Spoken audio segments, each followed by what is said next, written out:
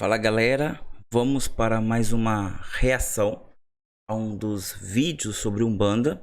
Esse é um vídeo muito especial. Se você é de Umbanda, é de religião de matriz africana, é interessante você assistir esse vídeo até o final, porque esse é um dos diálogos mais fascinantes sobre as religiões de matriz africana sendo discutida dentro de uma academia, dentro de um ciclo acadêmico. Eu estou trazendo justamente porque acabei de adquirir esses dois livros, Fogo no Mato, do Luiz Antônio Simas, e do Umbandas, Uma História do Brasil, de Luiz Antônio Simas. Eu ainda não os li, mas eu conheço a importância desse historiador que tanto fala em nossa defesa. Então vamos ouvir esse vídeo. Eu ainda não assisti ele por completo, então metade dele eu vi, a outra metade não. É um vídeo bem longo, então paciência. Eu vou interromper o mínimo possível. Bora lá.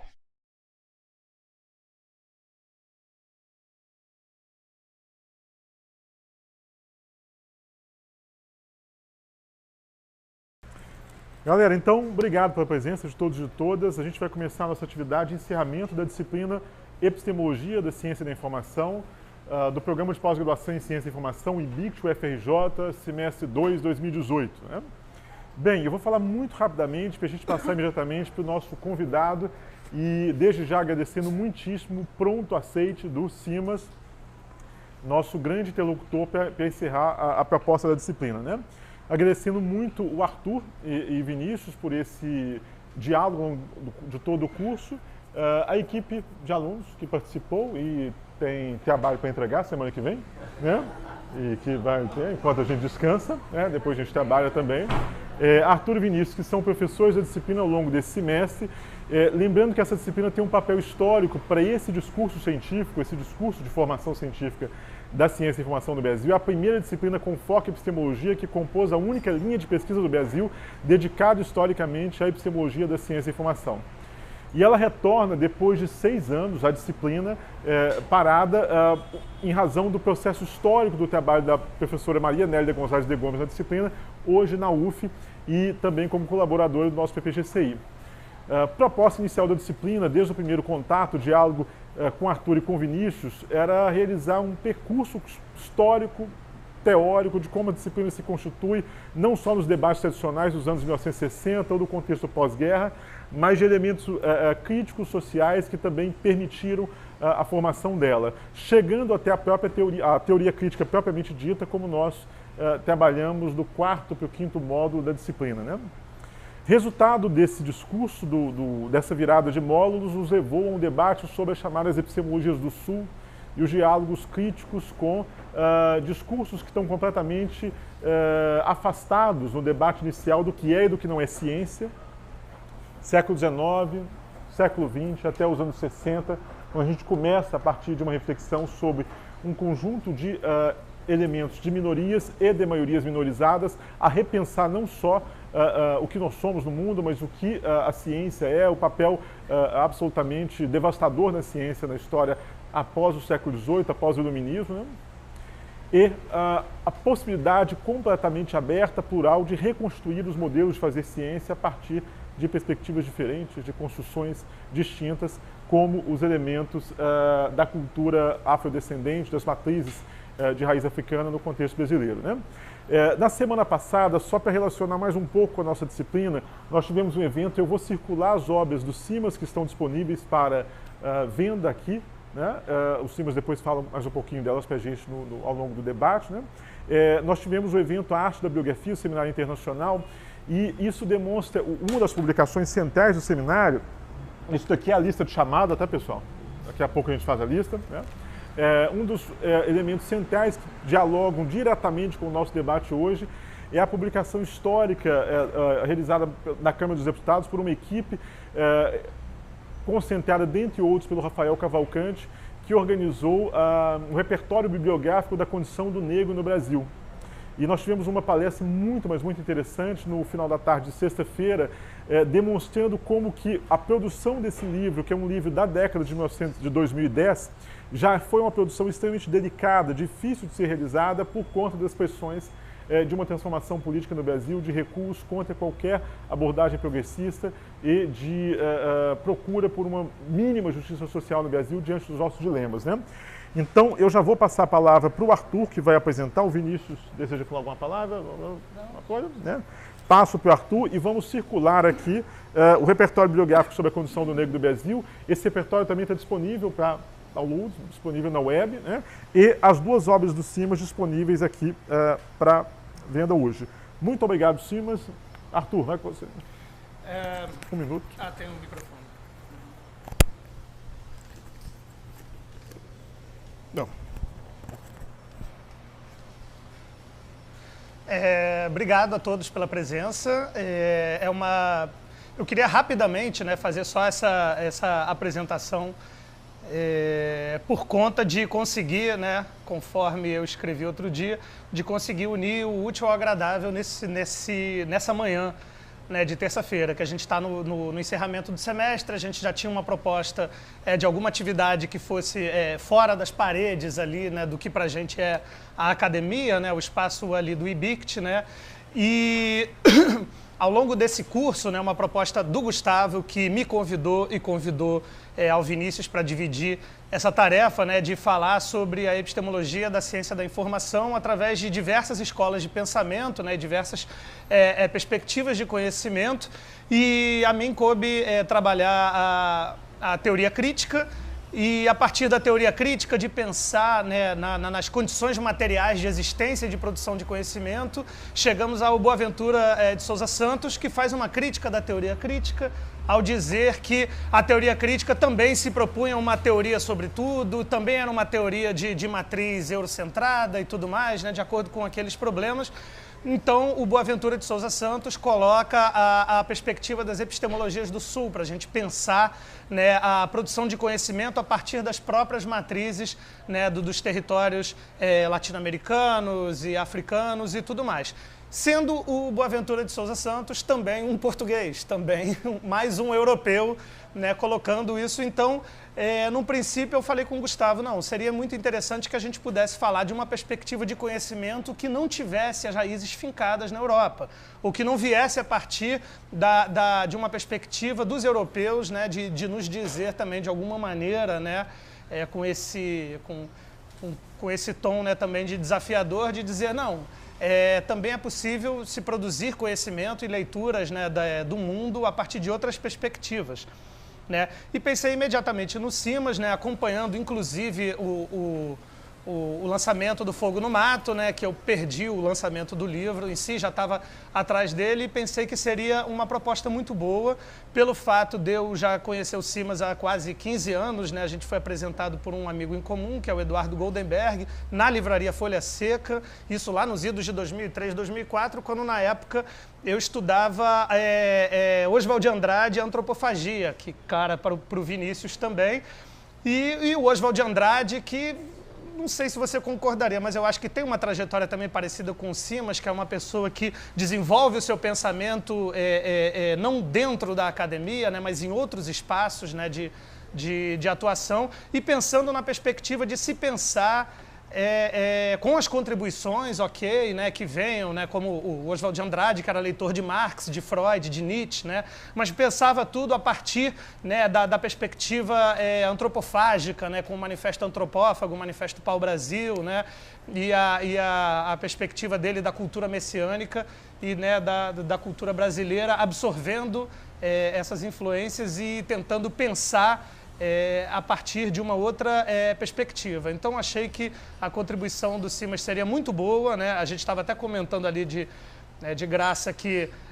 uma outra pessoa mais conservadora da academia, né, manifestou um pouco de irritação com o fato de falarmos de epistemologia da macumba dentro da academia, né? Então, a gente viu que com essa reclamação a gente estava no caminho certo. Então, isso deixa a gente um pouco mais feliz hoje. E, nesse sentido, é com muita satisfação que eu passo a palavra e apresento a vocês Luiz Antônio Simas. Bom, gente, bom dia. Agradecer primeiro ao Arthur o convite, o Gustavo, o Vinícius. E é um convite interessante, né? Um curso de epistemologia, falar um pouquinho sobre a epistemologia das macumbas, o que seria isso. Então, eu acho que cabe aqui uma explicação, por que é que eu chego Na verdade, esses dois livros falam mais ou menos da mesma coisa, mas de maneiras um pouquinho distintas. Vou falar um pouquinho deles. O Pedrinhas Miudinhas, que é um livro que eu escrevi sozinho, a partir de um encontro entre Walter Benjamin e um caboclo de Umbanda. Eu falo um pouquinho dele daqui a pouco. E O Fogo no Mato, a Ciência Encantada das Macumbas, que é o livro que eu escrevi com Luiz Rufino, pedagogo, né? E que tem a ver com o Pedrinhas, o primeiro. Mas então deixa eu só falar um pouquinho sobre o que seria a epistemologia das macumbas, como é que eu começo a trabalhar com esse tipo de coisa. Eu nasci dentro de um terreiro, eu sou o caso clássico que a gente chama de criança de candomblé. Porque a minha avó, quando tinha 17 anos, minha avó é alagoana, mas vai muito nova para Pernambuco, a minha avó vai a uma saída de santo, né, a saída de Aô, como a gente diz, na Casa da Água Fria, que é um Xangô pernambucano, que é uma vertente do candomblé de Pernambuco, Xambá ou Xangô pernambucano, como a gente chama. E ali ela bola para o santo, né? Ela sente a vibração e ela acaba se iniciando.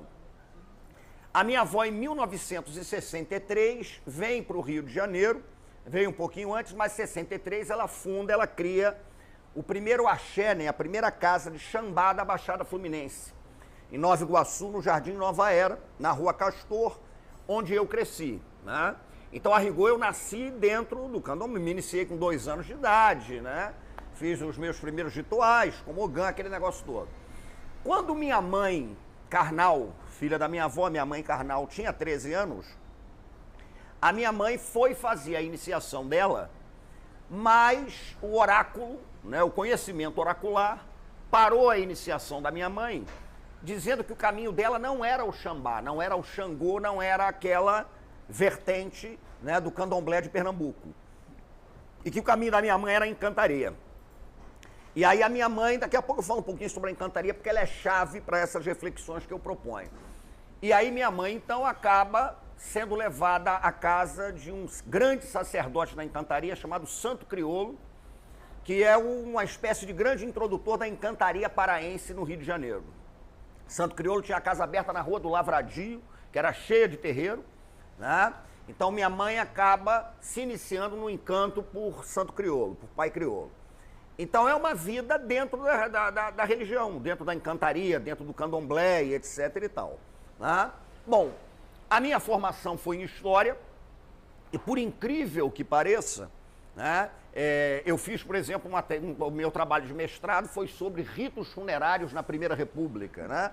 Marechal Floriano Peixoto, não sei o que e tal. Indo para o doutorado, eu tive uma figura que foi crucial na minha vida, porque, de certa maneira, indicou por onde é que eu tinha que encaminhar as minhas reflexões, que foi o professor chamado Joel Rufino dos Santos, falecido professor Joel Rufino. Então, a partir do Joel, né, o Joel falava isso, olha, você tem que estudar o que você conhece, né, porque tem muita coisa ali das umbandas, da encantaria, do candomblé, do samba, né, o meu tio, irmão da minha mãe, foi presidente de escola de samba e tal, então, de bloco carnavalesco também, você precisa entrar nisso, por que não estudar esse tipo de coisa? E aí eu comecei a me aventurar na história, com a história do carnaval e do samba. Tanto que eu tenho 16 livros lançados, lanço o 16º sábado, que é um livro sobre Luiz Carlos da Vila. Mas desses 16 livros, praticamente todos falam sobre samba e carnaval, né? A exceção desses dois e de um livrinho sobre futebol, chamado Ode ao Amor Shampoo, um livro que eu escrevi. Mas são livros que transitam pelo ambiente do samba, pelo ambiente do carnaval, das escolas de samba e etc. Quando eu fiz o Dicionário da História Social do Samba, né, que está por aí, eu escrevi esse livro com o Ney Lopes, que é um grande sambista e tal, a gente fez o Dicionário da História Social do Samba. E aconteceu uma coisa muito curiosa, que tem a ver com o Fogo no Mato, tem a ver com tudo isso, e aí eu chego onde eu queria. A gente fez um dicionário, esse dicionário teve uma repercussão muito grande, para nossa surpresa ele ganha, inclusive, o Prêmio Jabuti de Livro do Ano, né, de não ficção. E a repercussão do dicionário foi uma repercussão muito intensa. A partir do dicionário, eu comecei a receber muito trabalho, muita coisa sobre samba, sobre carnaval, sobre escolas de samba e tal. E até brincando, né? Muita tese, dissertação de mestrado, porque no dicionário a gente faz um banco, inclusive, de trabalhos relacionados ao samba, às escolas de samba e tal. Então, toda hora mandavam coisas pra gente. E eu, brincando, digo o seguinte, né? Claro, com um certo exagero, mas é quase isso mesmo que acontece. Eu recebi as dissertações, as teses, e praticamente todas começavam da seguinte maneira. Segundo Gramsci, Bakhtin, e aí pronto. Vinha o Gramsci, o Bakhtin e o samba. Né? Mas praticamente todos. É a carnavalização do Bakhtin, é a questão do Gramsci, o tempo todo. E aquilo ali, porra, gerava um certo encasquetamento. Mas o Gramsci, o Bakhtin e tal, por quê? Né? Porque no pensamento decolonial, a gente parte de uma reflexão que é a seguinte. É como se esses saberes, como se o samba, como se a encantaria, como se as escolas de samba, como se a capoeira, né, como se o jongo, como se o babassuê, o toré, o catimbó de Jurema, tudo isso, é como se esses saberes fossem um laboratório de experiências. Né? Então o samba é um laboratório de experiência. E é como se a Europa fosse o laboratório conceitual para que essas experiências fossem, né, trabalhadas. Então, nós somos o laboratório de experiências e eles são o laboratório de elaboração de conceito. Né? E aí eu comecei a partir de uma perspectiva que foi a seguinte. Esses saberes são potentes, esses saberes são sofisticados, inclusive para que a gente possa pensar conceitualmente sobre eles mesmos. É viável elaborar conceito, é viável elaborar reflexão, é viável elaborar teoria do conhecimento, é viável pensar em ontologias ligadas a tudo isso. E aí eu começo a fazer uma linha de trabalho que visa mergulhar nesses saberes, né, inclusive com a perspectiva de produção conceitual e de reflexão. O Pedrinhas Miudinhas, o primeiro, ele foi um livro que partiu de um princípio. Do princípio que é viável propor uma explicação sobre o Brasil a partir da encantaria. Mas ele é um livro meio fugidio, porque eu não falo isso em momento algum. Mas em todos os textos do Pedrinhas, a encantaria está presente. Né? É um livro sobre encantaria. E esse título, Pedrinhas Miudinhas, é um título que faz parte de uma reflexão que eu fiz a partir de um texto do Walter Benjamin, As Teses sobre a História, em que o Benjamin, inclusive, fala da necessidade de escovar a história a contrapelo. Né? Escove a história a contrapelo. Então, conte a história sob outras perspectivas e tal, uma história do cotidiano, né? Uma história de miudezas e tal. E aí, lendo o texto do Benjamin, me ocorreu um ponto de um caboclo de Umbanda, o caboclo da Pedra Preta, né? Que era o caboclo que trabalhava com o pai Joãozinho da Gomeia, que foi um sacerdote importantíssimo, né, do candomblé de Angola, no Rio de Janeiro. Era baiano, mas o candomblé dele ficava em Duque de Caxias. Às vezes eu até esqueço dessa semelhança. O meu caboclo também é o caboclo da Pena Preta. Tava até esquecendo que o Joãozinho da Gomeia também tinha esse mesmo caboclo. E o ponto do caboclo da Pedra Preta é o Pedrinha Miudinha de Aruanda. E esse ponto, Pedrinha Miudinha de Aruanda, que é até famoso, Pedrinha Miudinha de Aruanda, lajedo tão grande de Aruanda, Mas tem uma frase nesse ponto que é a seguinte, uma é maior, outra é menor, a miudinha que nos alumeia. E aí eu falo, pô, é o caboclo da Pedra Preta conversando com Walter Benjamin. A história contrapelo, a microhistória, a nanohistória, como eu costumo dizer, né? Uma história do cotidiano. Eu até costumo também, quando eu falo brincando, é porque as minhas brincadeiras são absolutamente contundentes, né? Uma história de irrelevâncias, né? Uma provocação que eu faço. E aí o Pedrinhas Miudinhas parte do diálogo entre o caboclo da Pedra Preta e Walter Benjamin para falar, né, de encantaria brasileira. O Fogo no Mato é um livro que eu escrevo com Luiz Rufino, que eu conheci por causa, inclusive, do Pedrinhas. E aí Rufino me procura, porque ele tinha um trabalho sobre pedagogia das encruzilhadas na educação, e a gente fica muito amigo. E aí eu fui da banca de doutorado dele, e a gente fez junto o Fogo no Mato, né, a ciência encantada da macumba. E é aí que eu queria chegar. Por quê? Fundamentalmente, o que a gente pensa com o fogo no mato, a reflexão que a gente propõe é fundamentalmente a seguinte. A gente parte da encantaria e a gente parte do catimbó de Jurema, né, para tentar estabelecer algumas conexões sobre conhecimento, ontologia e etc. Imaginando que a maioria aqui talvez não saiba disso, mas entre a encantaria e o catimbó tem uma pequena diferença que se refere à figura do caboclo. Quem é o caboclo? Esse ente, né? O caboclo, quem seria o caboclo? Para o catimbó, né, o catimbó é um conjunto de ritualísticas fundamentado numa bebida sagrada, a bebida da Jurema, né? Aliás, os próprios catimbozeiros é que usam a expressão ciência encantada da Jurema. Né? Falam que a Jurema é uma ciência, porque a Jurema descortina o conhecimento. Isso é frase de uma grande mestra do catimbó. E o catimbó trabalha com a seguinte ideia. O caboclo no catimbó é o espírito de uma entidade indígena que teve vida terrena, nasceu, viveu, morreu. Então o caboclo do catimbó é um morto, né, que entra em contato com os vivos a partir do transe. Isso é o caboclo do catimbó.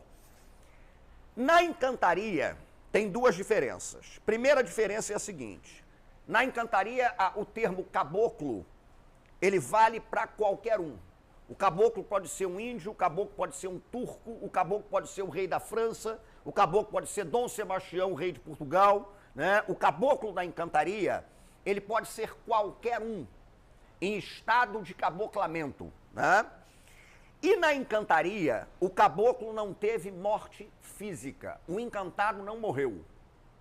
O encantado era aquele que, diante de uma circunstância em que a morte física poderia ocorrer, ele foi arrebatado e encantou-se normalmente num elemento da natureza. Dou um exemplo famoso. Uma família de encantados muito famosa é a família da Praia do Lençol, no Maranhão. E a história dessa encantaria é muito bonita. É um rei, né, Dom João. Esse rei Dom João, ele foge, né, do Oriente, da Turquia, na época das cruzadas, é o que os encantados contam, com 3 filhas, porque estava sendo perseguido. E aí foge e vem para o Brasil. Quando eles estavam chegando ao Maranhão, o navio que trazia Dom João e as suas 3 filhas, uma delas chamava-se Mariana, a outra chamava-se Toia Jarina e a outra chama-se Rondina. O navio naufraga, mas eles não morrem, porque eles sofrem o fenômeno do arrebatamento, eles são arrebatados. Toia Jarina, por exemplo, arrebatou-se num tronco de laranjeira. Então o que diz a encantaria é que quando a laranjeira floresce, quando a laranjeira dá flor, é porque Toia Jarina está na terra. Tanto que o canto mais famoso dela diz isso. Toia Jarina é flor do mar, ela é flor de laranjeira, é flor do mar. Mariana encantou-se, né, numa conchinha na Praia dos Lençóis.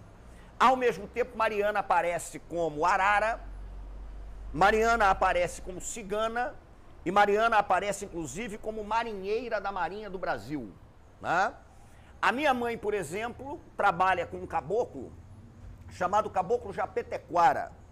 O Caboclo Japetequara foi um caboclo que lutou na Guerra do Paraguai e, numa determinada circunstância, Japetequara ia morrer,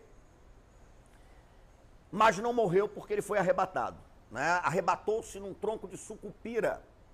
Então o que diz a encantaria é que quando a sucupira floresce, Japetequara está na terra.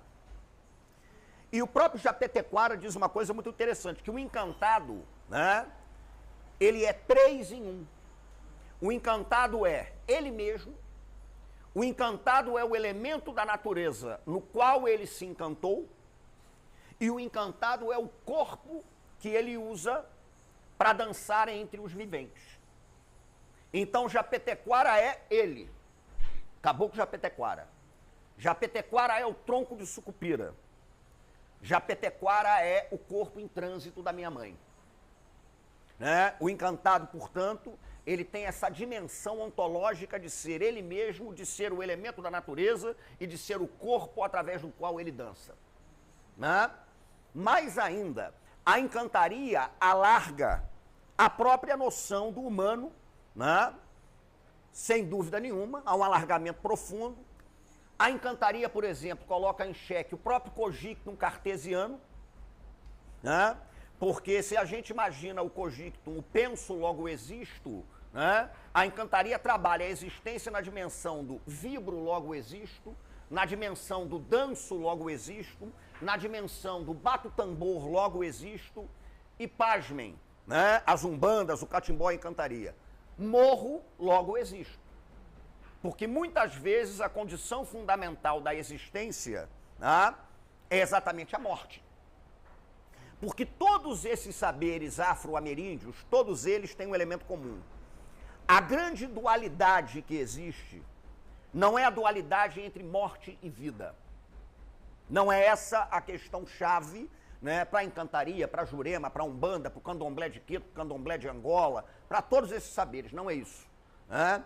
A morte e a vida, né, a morte como um fenômeno fisiológico e tal, não é essa a dimensão.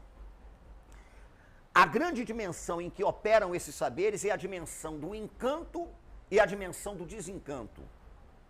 Nesse sentido, o morto, por exemplo, ele pode estar mais vivo do que alguém que biologicamente esteja vivo. Né? Porque aqui está todo mundo vivo, biologicamente falando, mas para a encantaria, para a Umbanda, para o catimbó, para tudo isso, é muito provável que aqui alguém esteja morto. Porque se você está desencantado, você está morto. Né? E tem morto que está muito vivo. Né? Tem morto que está vivo para dedéu. Vou dar um exemplozinho básico, só para a gente ver como você alarga essas perspectivas no caso da história. Padroeiro da cidade do Rio de Janeiro é São Sebastião. Né? E São Sebastião é padroeiro da cidade por conta de um detalhe muito peculiar da história oficial do Rio. São Sebastião lutou com espada em riste ao lado dos portugueses contra os índios tupinambás. O milagre de São Sebastião é ter participado da Batalha de Uruçu-Mirim, tá? Matando índio. Então nós temos um padroeiro cujo milagre foi matar índio para que os portugueses conquistassem a Guanabara na guerra contra os tupinambás e os franceses.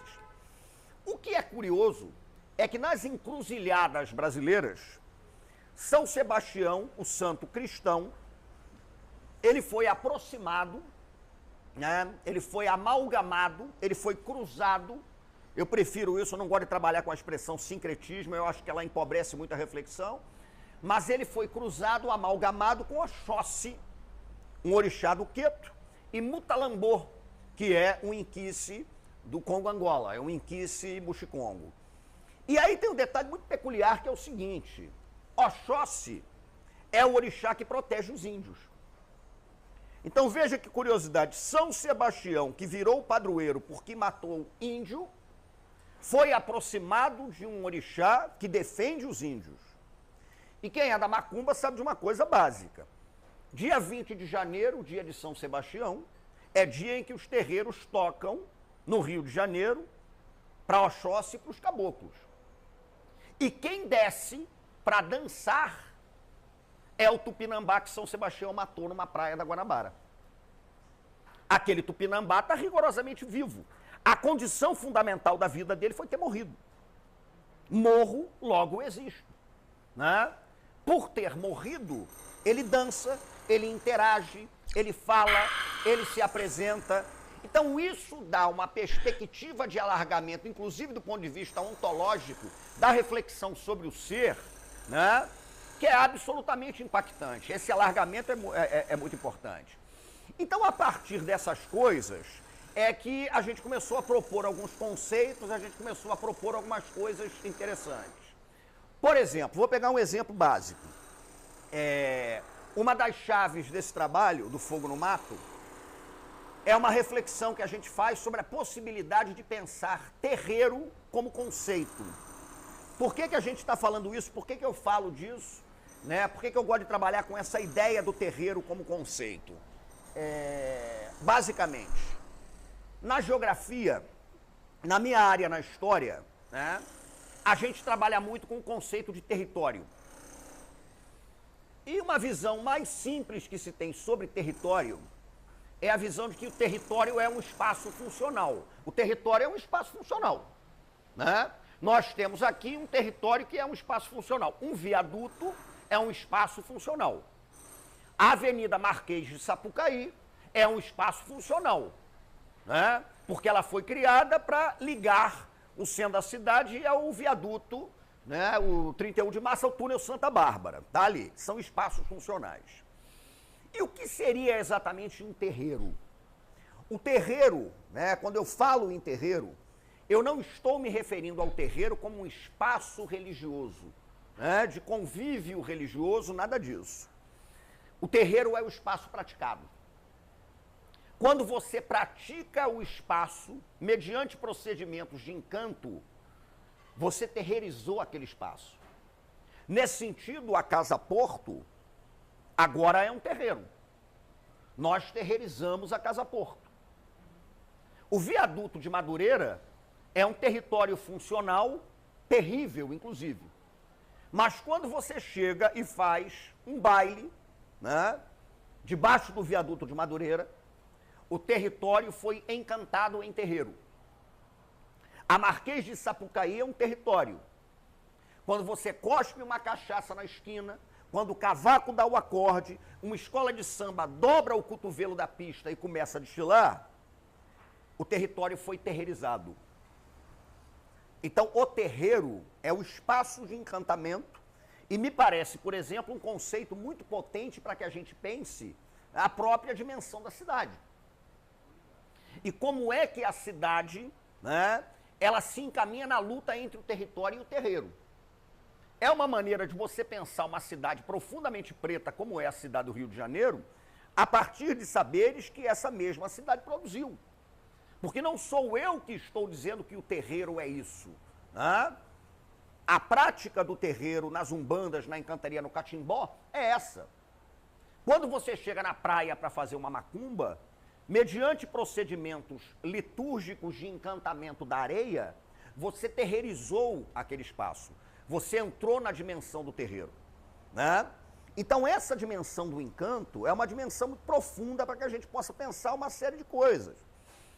Outro exemplo básico é o colonialismo, e aí no pensamento decolonial, sobretudo um pensamento que é muito bem elaborado a partir da Índia, hoje é um pensamento muito sólido no Caribe, né, no Peru, na Colômbia e tal. No Brasil, a gente ainda está engatinhando um pouquinho nisso. Mas no pensamento decolonial, só para fazer, eu acho que vocês já sabem disso, é o básico, mas só para relembrar. A gente estabelece uma diferença entre colonialismo e colonialidade, né? Qual seria essa diferença? O colonialismo é um fenômeno datado no tempo e no espaço. O Brasil foi colônia de Portugal entre 1500, para alguns 1532, quando começa a capitania, aquele negócio todo, né? E 1815, quando oficialmente o Brasil foi elevado à condição de Reino Unido, a Portugal e Algarves. Isso é o sistema colonial. A colonialidade não é isso. A colonialidade é um fenômeno de longa permanência que está aí até hoje. A colonialidade está presente até hoje. Nós deixamos de ser colônia do ponto de vista do marco temporal, mas o Estado colonial ele se apresenta. E esse Estado colonial, os primeiros ataques que o Estado colonial faz, né, isso aí para mim é muito nítido. São ataques que ele faz ao corpo. O corpo é o primeiro a ser atacado pelo Estado colonial. E o ataque que o Estado colonial faz à palavra. O corpo, na colonialidade, ele é pensado em 4 dimensões. O corpo é pensado na dimensão do corpo como arado. É o corpo para o trabalho. É o corpo inchada, né? É o corpo escravizado. Então você vê o corpo como um instrumento de trabalho. O corpo colonial, ele é pensado, sobretudo o corpo masculino, na lógica da virilidade. É o corpo preparado para a virilidade, né? É o corpo preparado, condicionado para a curra. Você tem o corpo feminino, que a colonialidade vê a partir da lógica da reprodução. Então ele é o corpo encapsulado na lógica reprodutiva, tá? E você tem o corpo visto como a fonte do pecado. E isso a gente pode ver, por exemplo, em São Paulo, né? A gente vai ler São Paulo, não é uma cidade, São Paulo, Paulo de Tarso. A gente pega os escritos paulinos e São Paulo claramente fala que é necessário você martirizar o corpo para salvar a sua alma, né? Martirize o corpo para salvar a sua alma. O corpo é exatamente onde você pode pecar. É o corpo que tem que ser combatido. É o corpo que tem que ser queimado na lógica do Santo Ofício da Inquisição para que a alma seja liberta. E aí tem um detalhe que é muito curioso, porque se você pega os saberes afro-ameríndios das macumbas, a percepção que se tem sobre o corpo é rigorosamente inversa. Por quê? No catimbó, na encantaria, nos candomblés de Queto, de Angola, no jeje, no toré, no babassuê, em todo o complexo dessas religiosidades, o corpo não só não é fonte de pecado, como ele é, isso é o mais surpreendente, a única chance que você tem de ter contato direto com o divino. Você só estabelece o contato com o divino através do seu corpo. Então você tem uma... Pensem a nossa, né, paranoia completa. Aquilo que Fanon chamava da patologia colonial, né?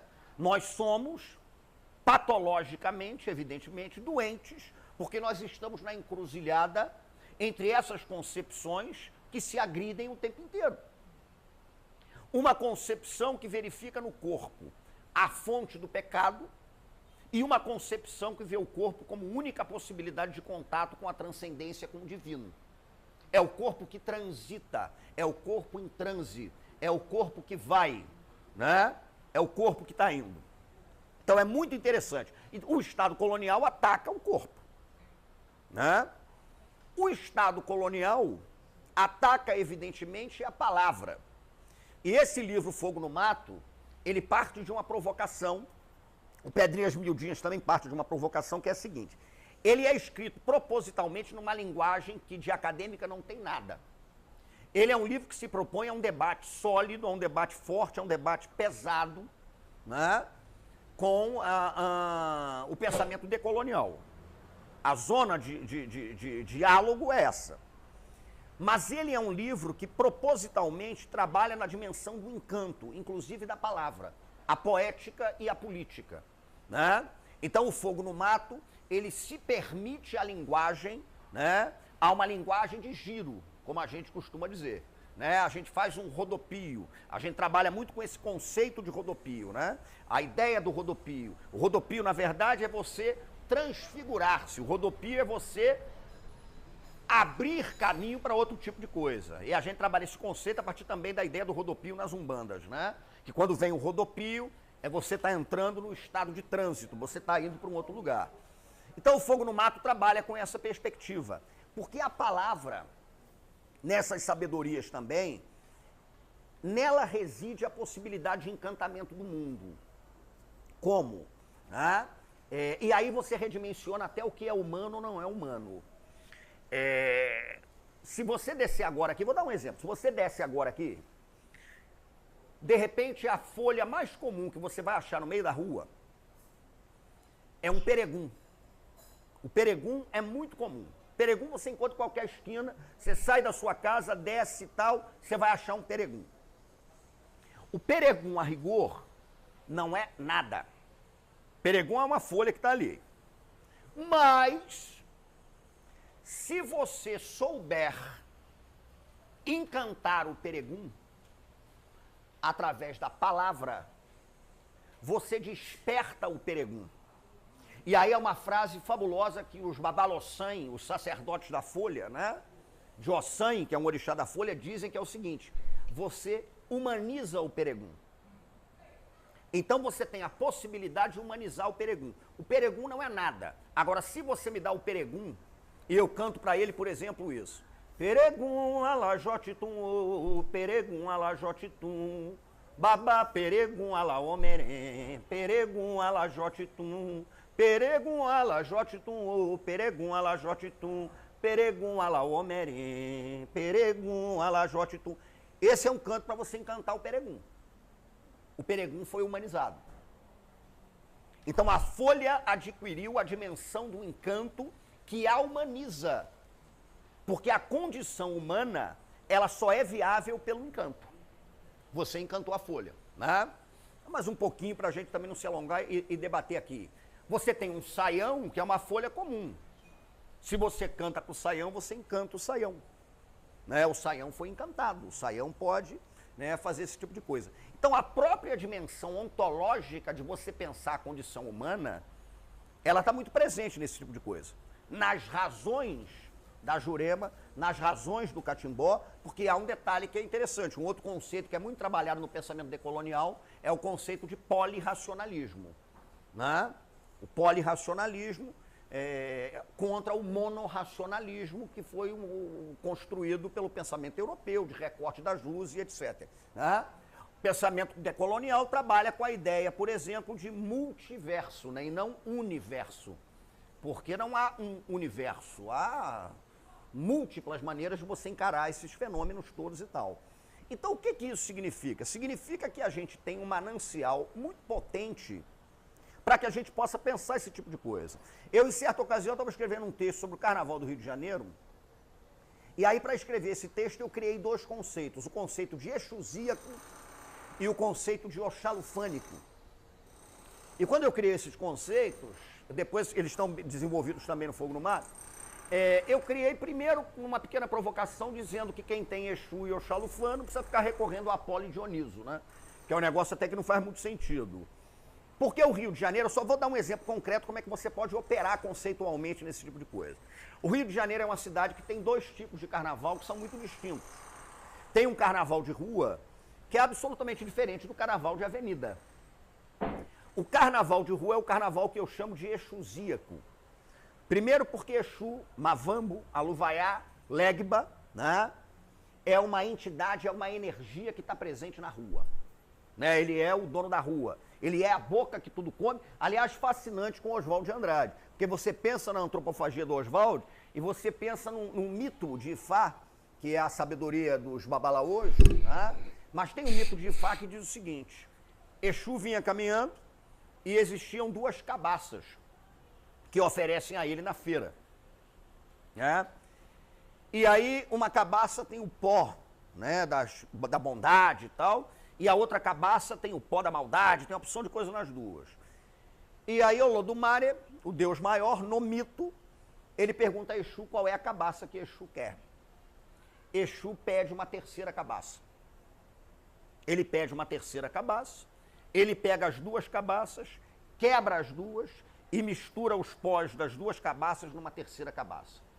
Por isso ele, inclusive, é o Ibaquetá, né, o dono da terceira cabaça. E ele mistura aquela terceira cabaça, ele joga o pó para cima e ele sopra o pó da terceira cabaça. O que é uma coisa muito potente, inclusive, para você pensar os fenômenos da cultura, né? Que se cruzam o tempo todo, né? Estão o tempo todo cruzados ali. Exu é o Enug Barijó, a boca que tudo come. Porque diz Ifá também que Exu é o único orixá para o qual você pode ofertar qualquer comida que ele come. Ele come, mas ele sempre vomita a comida para te restituir aquilo ali. E ele vomita de uma forma diferente. Aí você pega o Ibaquetá, o Enug Barijó, a boca que tudo come, para pensar os fenômenos da cultura, estão ali. Exu é um teórico da história. Tem um oriqui de Exu, um pequeno verso dele, que fala o seguinte: ele matou, olha isso, o pássaro ontem com a pedra que ainda não lançou, com a pedra que vai lançar hoje. Isso aí você pode fazer inúmeras reflexões sobre o fenômeno do tempo, né? E sobre o próprio papel do historiador. Eu costumo dizer que é isso. O historiador vive matando o pássaro que voou ontem com a pedra que ele atira hoje, né? Eu analiso, por exemplo, eu tenho um livro sobre a Portela, né? Eu tenho um livro sobre a Portela, um dos meus livros é uma história da Portela. No meu livro sobre a Portela, eu estudei a formação da Portela na década de 20, né? Agora, eu estou estudando aquele pássaro que voou na década de 20 com um manancial que eu estou construindo hoje. E aí, quando você pensa em Exu, o que matou o pássaro ontem com a pedra que ainda lançará, né? Você pode, desde reflexões a respeito da temporalidade do tempo, né? De Exu, Exu aquele que, por exemplo, está aí, né? Um Oriki dele. E o estar aí de um Oriki de Exu é uma das traduções possíveis para o Dasein do Heidegger, no Ser e Tempo, né? Nós estamos aí. Heráclito falando de esperar o inesperado. Então Exu dialoga com tudo isso. Por que eu estou citando isso para a gente chegar nas reflexões finais? Porque uma preocupação que a gente teve no Fogo no Mato e que eu tenho nos trabalhos, primeiro, é perceber a completa inviabilidade de qualquer pensamento essencialista. Por que a completa inviabilidade de qualquer pensamento essencialista? Porque aí dizem os teóricos do decolonialismo: a diáspora inviabiliza qualquer tipo de essência para quem quer que seja. Nós estamos em trânsito, nós estamos em canoa, né? Inviabiliza esse tipo de coisa, não tem como. Toda diáspora, esse é um detalhe muito peculiar também, toda diáspora é uma tragédia, toda diáspora é um fenômeno de quebra, de ruptura, mas toda diáspora acaba sendo um empreendimento inventivo. Porque você precisa inventar, né?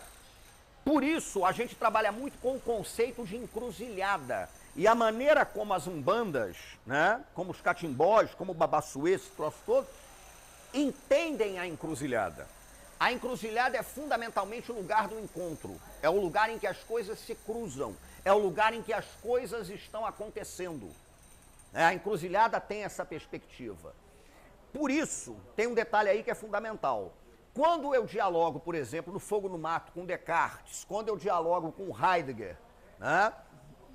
Quando eu dialogo com Hölderlin num texto sobre rios e tal, não é para inviabilizar aquele pensamento, descartá-lo. Quando eu falei brincando aqui do Gramsci e do Bakhtin, não é para descartar, até porque eu uso muito o Bakhtin, né? E o próprio Gramsci, eu já usei o Gramsci em trabalho sobre o Cacique de Ramos, por exemplo, né? Não é para descartá-los, não é isso. Mas é pensar na perspectiva do cruzo, na perspectiva da encruzilhada. É promover o encontro entre Walter Benjamin e o Caboclo da Pedra Preta. É entender que Zé Pilintra, que seu Tranca-Rua das Almas, eles são também teóricos do conhecimento. É entender que para o juremeiro, a jurema é ciência sim. Porque o juremeiro diz que a jurema descortina a possibilidade da verdade. Isso aí é um juremeiro falando, né? Outra uma vez também me perguntaram num trabalho sobre Umbanda, uma menina que estava escrevendo sobre um determinado Exu, ela falou: com quem eu converso para saber mais dele? Eu dei uma resposta que foi básica: com ele. Com ele quem? Com ele, com a entidade. Você não quer falar, fazer um trabalho sobre a entidade? Entrevista, acho que era seu Tranca-Rua das Almas. Entrevista seu Tranca-Rua. Pergunta se ele quer dar uma entrevista. Você não chega e pergunta: o senhor quer dar uma entrevista? Não sei o quê. Pergunta para ele. Se ele quiser, ele vai te dar a entrevista. Né? E a partir da entrevista você pode ver o que ele acha, o que ele não acha, a coisa mais natural do mundo. Né? Quando eu, por exemplo, penso no carnaval como meu sujeito do conhecimento, que eu tenho horror também dessa ideia do objeto do conhecimento. Objeto é terrível, né? Objeto é aquela mesa ali sem uma garrafa de cerveja em cima. Né? Mas quando penso sobre o carnaval, sobre o samba, fundamentalmente eu tenho que partir de um recorte, que é meu como historiador. Como é que o samba se pensa? Como é que os saberes do samba permitem a elaboração conceitual, né, para que eu possa dialogar com eles? Como é que esse tipo de coisa pode acontecer? Como é que o samba vê o corpo? Eu não posso chegar com uma teoria da corporeidade, por exemplo, elaborada pelo pensamento europeu e achar que eu vou mecanicamente aplicar essa ideia de corporeidade ao corpo que samba. Porque a dimensão do corpo que samba é outra. É o corpo que transita. E para concluir mesmo, maior desafio, aí a gente chega, eu vou terminar lançando um problemaço. Problema terrível. Maior desafio para quem estuda nessa perspectiva, né? Eu acho que é entender que esses saberes trabalham o tempo todo com gramáticas que eu chamo de gramáticas não normativas. O que eu estou chamando de gramática não normativa? E aí eu termino com esse exemplo e lanço o petardo aí para a gente ver o que faz da vida. E é o seguinte, vou dar um exemplo concreto, tá? Que eu gosto de dar. Quando eu fiz o livro sobre a Portela, Tantas Páginas Belas, Histórias da Portela, eu me lembro, por exemplo, que eu parti para o livro foi lançado em 2012, eu tinha primeiro uma obsessão de historiador de saber quando a Portela foi fundada, e aí com 15 dias de pesquisa eu descobri que era impossível estabelecer o registro da fundação da Portela e que a questão era de uma irrelevância total. Absolutamente irrelevante. Porque você perguntava para 5 fundadores da Portela, Portela foi fundada em 1923, quando criou-se um bloco carnavalesco Baianinhas de Oswaldo Cruz, para outros em 26, quando foi criado o Conjunto Carnavalesco de Oswaldo Cruz, para outros em 29, quando o Conjunto Carnavalesco passou a se chamar Vai Como Pode, e para outros em 35, quando Vai Como Pode, por causa de um delegado de polícia, passou a se chamar Portela. Porque o delegado achava que Vai Como Pode é nome de vagabundo. Não podia. Né? E aí virou Portela. E aí a primeira coisa foi essa. Porra, mas então, né? Eu já percebi que é uma questão ali meio complicada. Na cultura do samba, o sentido do que está sendo dito, ele é muito mais relevante do que você trabalhar com exatidão de data, nada disso. Mas o que mais me chocou e abriu para mim um outro caminho, e é o trabalho que eu estou fazendo hoje, no atual momento eu estou trabalhando assim, foi basicamente o seguinte, na historiografia das escolas de samba, existe um certo consenso de que as escolas de samba eram agremiações majoritariamente pretas, formadas por afrodescendentes, que durante boa parte de sua história só faziam enredos sobre a história oficial, que é branca. Né? Então a onda era essa. Os 5 temas mais cantados, esse ano, por exemplo, eu dei uma consultoria, enfim, bate-papo bom, para um amigo querido que eu tenho, que é o Leandro Vieira, o Carnavalesco da Mangueira. Nós discutimos o enredo da Mangueira no Bode Cheiroso, aliás. O botequim que eu vou, o Leandro estava lá quando ele teve a ideia de fazer um enredo que a Mangueira vai apresentar no ano que vem e que inverte a perspectiva da história oficial, né? Então, por que eu estou dizendo isso? Há um certo consenso de que as escolas de samba, então, eram agremiações pretas que contavam a história branca. Descobrimento do Brasil, a abolição, os bandeirantes, aquele negócio todo. Primeiro samba que Candeia fez para Portela, Candeia tinha 16 anos, é um samba chamado 6 Datas Magnas. Nenhuma daquelas datas magnas tem a ver com a história dos pretos do Brasil, dos afrodescendentes, das escravizadas e escravizados, nenhuma. E o samba é de Candeia. Então há um certo consenso na historiografia. As escolas de samba, agremiações majoritariamente negras, contaram a história oficial do branco. Eu, num certo momento, comecei a discordar disso. E olha que eu já escrevi isso em livro, né? Mas eu comecei a discordar. Por quê? Porque a gente tem que estar atento a outras gramáticas. A bateria da Portela foi batizada, porque baterias são batizadas, né? Para que você encante a bateria e para que a bateria possa falar. Né? É como o tambor no candomblé, porque o tambor, ele é encantado também, né? O tambor vira uma entidade, mediante procedimentos, né, secretos, você despertou a voz do tambor.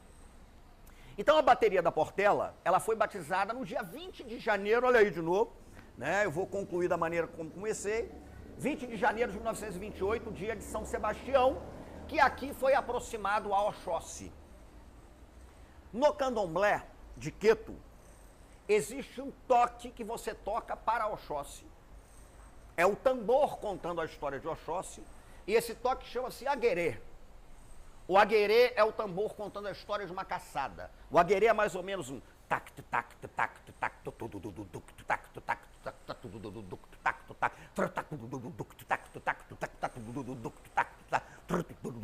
tac. Isso é o aguerê.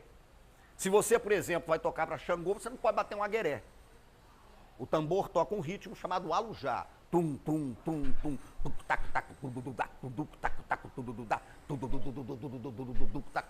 Para Oxalufã você toca um ritmo chamado igbim, caramujo, porque os mitos dele são sempre mitos de um homem muito velho. Então é o tac tac tac tum dum pac pac tac tac tac tum dum tac tac tac tac. Isso é o ibim. Para Oxum você toca o ijexá, que é um ritmo que você toca direto com as mãos. Tac tum tac tudum tac tac tac tum tac tudum tac tac tum. O Ijexá conta a história de um banho de rio. Para Ossan você toca Corinha Uê, né? Enfim, a gramática dos toques é impressionante. Mas onde é que eu quero chegar? A bateria da Portela foi batizada no dia de São Sebastião Oxóssi. Por causa disso, o naipe de caixas da bateria da Portela, para quem conhece um pouco de bateria, a caixa é o instrumento que dá o ritmo da bateria. A caixa vem sustentando o som, né? E cada bateria tem um toque de caixa específico. Vocês sabem qual é o toque de caixa da bateria da Portela? É o aguerê de Oxóssi. A Portela bate o aguerê de Oxóssi o destino inteiro. Você vai ouvir a caixa da Portela, ela vem assim, né? O tempo todo.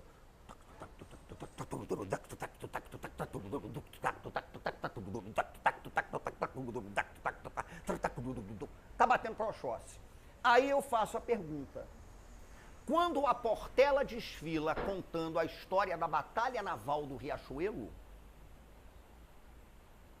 a Portela está contando a história naval, da Batalha Naval do Riachuelo com a gramática normativa a qual estamos acostumados. Mas a bateria da Portela não está contando a história da Batalha Naval do Riachuelo. A bateria da Portela está contando a história de uma caçada numa mata africana durante 1h30. E aí a pergunta é, o que a Portela está contando na avenida? Porque a pluralidade das gramáticas é absolutamente fundamental. A nossa palavra, os nossos códigos, eles não dão conta disso. Então você está cantando uma coisa, mas o tambor está dizendo outra.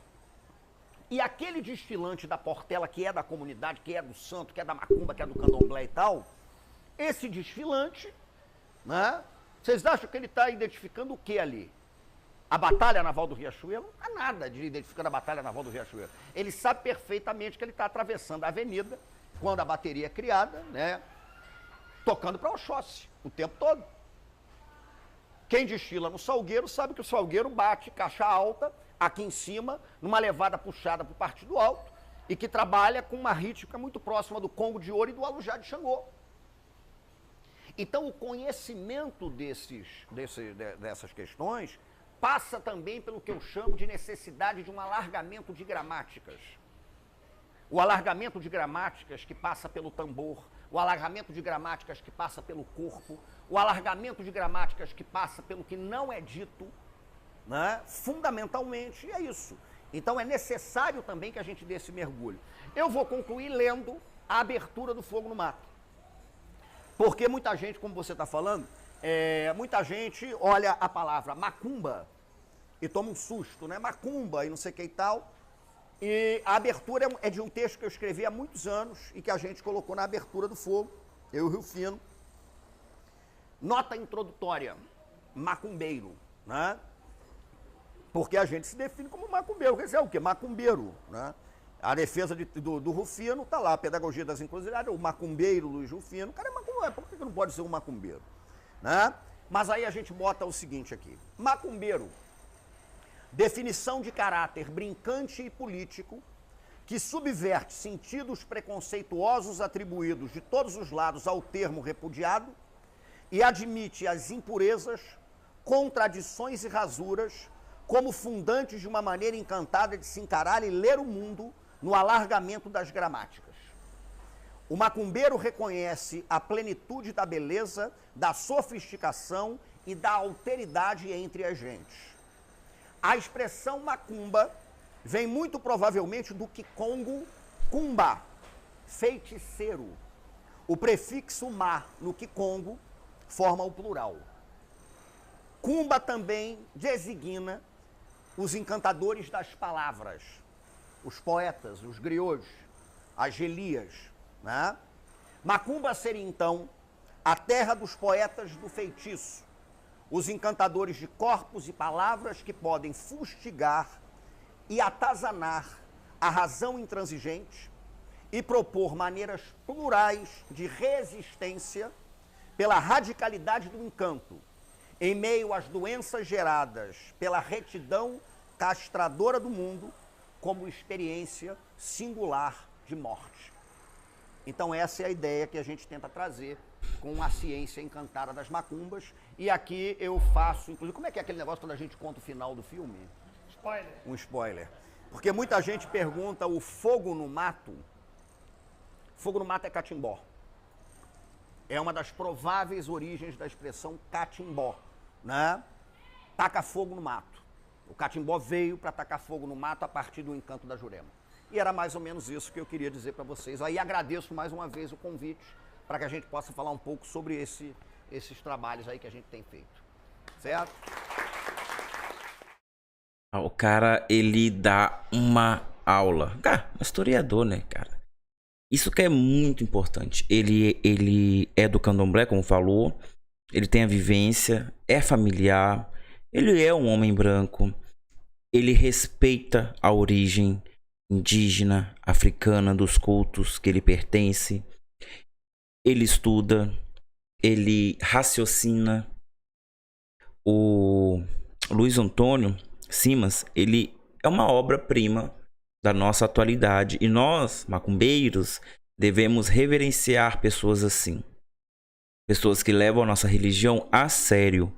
Não pessoas que vão para as redes sociais, vão para programas fazer discurso de que a Umbanda não é afro-brasileira, que a Umbanda não é indígena brasileira, que a Umbanda é só brasileira.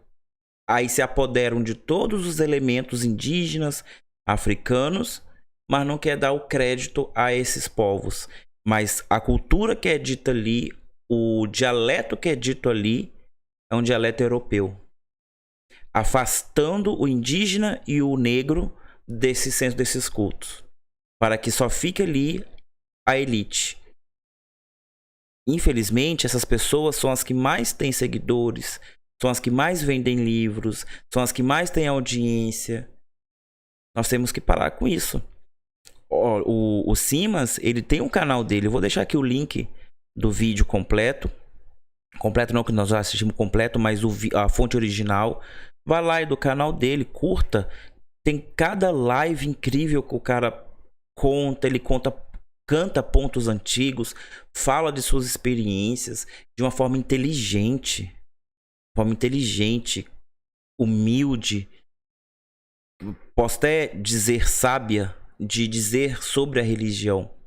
Cara, isso é fantástico. Nós temos que dar mais valor a pessoas assim, que levam a religião a sério, que quer elevar o raciocínio da evolução do espírito, quer levar para um lado filosófico, um lado histórico, que conclui uma evolução, não um atraso. Isso que é importante. Se você não entendeu o que o Simas falou, assista de novo e de novo, compre os livros dele, leia. Porque se você não está entendendo, alguma coisa está de errado com você. Porque ele fala de uma forma muito clara o que é problema e o que é solução. O que é, o que não é. E as coisas que ele fala que são muito mais ricas do que é dito por aí. Muito, muito, muito ditas. É muito importante lermos o Simas. É muito importante procurarmos a raiz das coisas, a história no ponto de vista do outro e ver quem é que está atropelando, ver quem é que está mentindo e por que faz isso, para qual fim faz isso. Porque quando a gente se levanta para criticar, nós que somos os vilões. Mas enquanto isso, do outro lado, estão destruindo a nossa religião. Não é só os evangélicos que destroem a nossa religião do lado de fora para dentro, não. A religião também está sendo destruída de dentro para fora. Daqui a pouco nós não teremos mais orgulho de falar que somos macumbeiros, umbandistas ou candomblecistas. Porque não haverá mais essas religiões da forma que elas eram vistas e respeitadas. Pelas suas histórias de resistência, tá bom? Bom, se inscreve no canal, deixa o like, vambora. Vamos que tem muita coisa para desmistificar.